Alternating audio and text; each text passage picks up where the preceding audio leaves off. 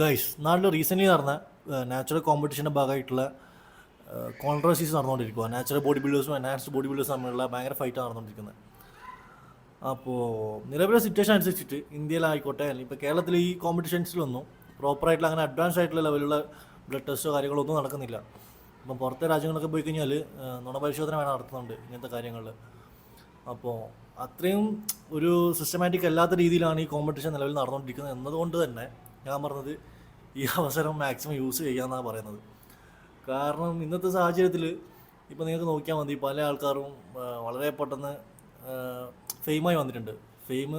ഇപ്പോൾ ഒരാൾ ഫെയിം ആകുന്നതുകൊണ്ട് തന്നെ ഗുണം എന്താ, ലൈഫ് സ്റ്റൈൽ തന്നെ മാറുന്നുണ്ട്, ലൈഫിൽ ഫിനാൻഷ്യലി ഇമ്പ്രൂവ് ആകുന്നുണ്ട് അല്ലേ. ഇപ്പം കഷ്ടപ്പെട്ടും എന്താ പറയുക, സ്വന്തം വീട് പണയം വെച്ച് ബോഡി ബിൽഡിങ് ചെയ്യുന്ന ആൾക്കാർ വരെ ഒരു ലെവലിൽ എത്താണ്ട് ആരും അറിയപ്പെടാണ്ടിരിക്കുന്നുണ്ട് ഇന്നത്തെ കാലത്ത്.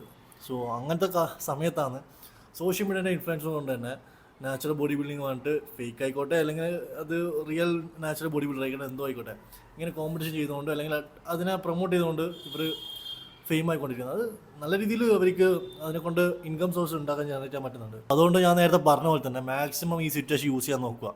ഇതെന്തായാലും പെട്ടെന്നൊന്നും മാറാൻ പോകുന്നില്ല. നിലവിൽ ഇങ്ങനെ തന്നെയായിരിക്കും കുറച്ച് കാലങ്ങളോളം ഉണ്ടാകാൻ പോകുന്നത്. ഈ ഫൈറ്റും നിലവിലുണ്ടാവും.